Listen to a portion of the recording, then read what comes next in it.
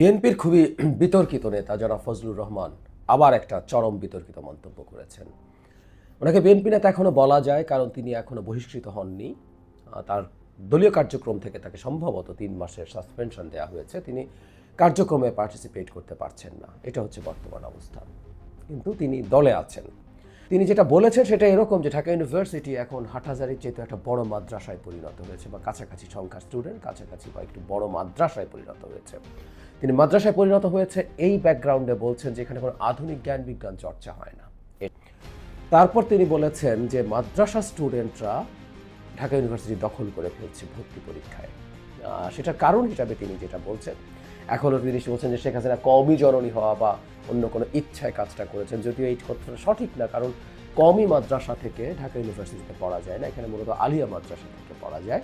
কিন্তু তিনি যে অভিযোগটা করছেন সেটা এই রকম যে আলিয়া মাদ্রাসায় নাকি মানে অত্যন্ত খোলা হাতে নাম্বার দেওয়া হয়, প্রচুর নাম্বার পেয়ে স্টুডেন্টরা অনেক এগিয়ে যায়। ফলে ভর্তি পরীক্ষায় যেটা হয়, আমরা জানি ঢাকা ভার্সিটির ভর্তি পরীক্ষায় এসএসসি এইচএসসির মার্কস বা সিজিপিএর একটা পার্সেন্টেজ যোগ করা হয়, সেখানে তারা এগিয়ে থেকে প্রচুর ওখানে ঢুকে যাচ্ছে বলে তিনি দাবি করছেন।